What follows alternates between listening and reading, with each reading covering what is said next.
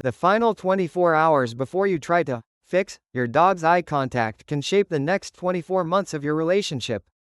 In that window, most well-meaning owners accidentally turn an ordinary moment of avoidance into a long-term trust problem. Right before you label it stubbornness, your dog must show you the whole picture.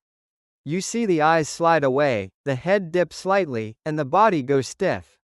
You notice the tail tuck, the tiny lip lick, the slow blink, or the full body freeze. You think you are asking for respect, but your dog does not understand eye contact as manners. Your dog can read it as pressure. Veterinary behaviorists generally agree that gaze avoidance is a common calming signal and a reliable stress indicator. You can hack this system by checking whether your dog can still follow cues while staying emotionally guarded. You can get a sit, a down, even a perfect heel, and still have a dog that does not feel safe. Before you train anything, you must run a safety check. If the change is sudden and you also see squinting, pawing at the face, a head tilt, or bumping into things, you schedule a vet visit first. Once you know it is stress, you can fix the inputs causing it. The golden rule of rebuilding trust is this: you reduce perceived threat before you ask for connection.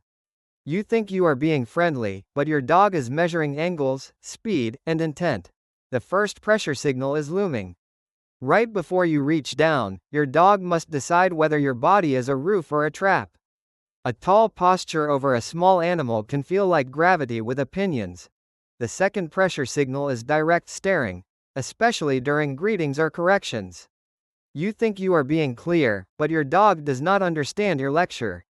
Your dog understands a locked gaze paired with a frontal stance. The third pressure signal is reaching over the head, especially while you lean in. Applied animal behavior research on threat displays and approach angles shows that frontal approaches and direct orientation can predict conflict in many social species, including dogs. You can see the paradox in real life. You offer a treat, your dog takes it, and your dog still avoids your eyes because your posture still feels unsafe. To fix this, you turn sideways. You soften your eyes and blink. You crouch at an angle, keep your hand low and to the side, and let your dog close distance on purpose. Once pressure is lowered, you can address the deeper reasons your dog learned eye contact is risky. Right before you call it personality, your dog must run a prediction. Your dog does not hold grudges. Your dog collects patterns. The first pattern is that eye contact predicts being grabbed, leashed, or crated. The second is that eye contact triggers scolding, a loud voice, or dominance routines that feel like social pinning. The third is forced cuddling or restraint right after your dog looks up, which teaches that attention removes choice.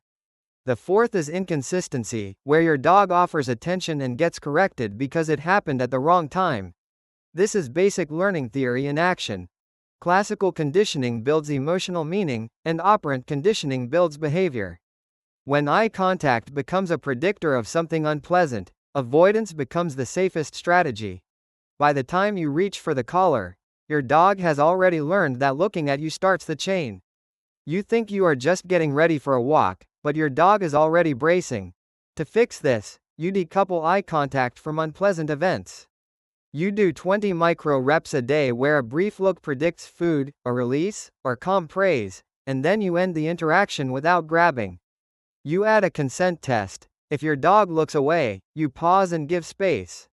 Even with perfect training, your environment and household patterns can keep your dog guarded. Right before you ask for connection, your dog must feel safe enough to stop scanning. A dog in sustained stress prioritizes surveillance and self-protection over social engagement. The first hidden stressor is unpredictability. Noise, traffic, visitors, and chaotic routines keep your dog's nervous system on standby. Stress physiology is simple here. When cortisol stays elevated, hypervigilance becomes the default, and eye contact feels like dropping your guard.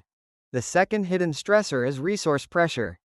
Other pets crowding, kids chasing, or your dog getting cornered teaches that space is never guaranteed. The dog does not assume the room is neutral. It assumes the room is a negotiation. You can spot this when training fails in one specific room.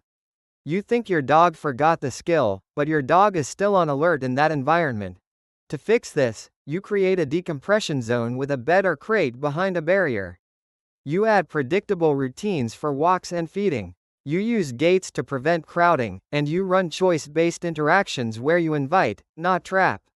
Once your dog can relax, you can rebuild eye contact as a voluntary behavior with a repeatable protocol. You can run the 9-reason checklist in under a minute. You group it like this: pressure signals, you loom, you stare, you reach over the head.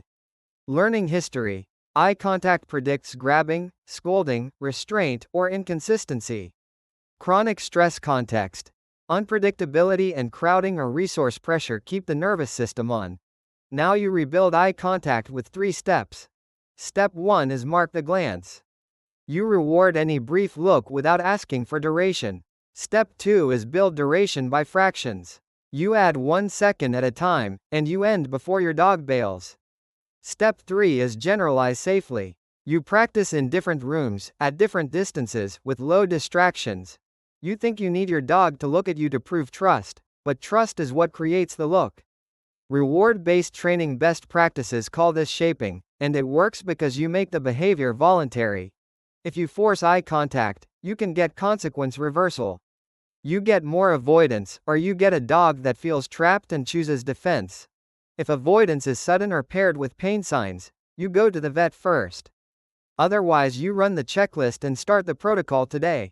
If this changed the way you view eye contact, do me a favor. Hit the subscribe button. We don't do generic advice here. We build trust with clear, science-backed steps you can repeat. Let me know in the comments what changed right before your dog stopped looking at you. Until next time, take it slow and make safety obvious.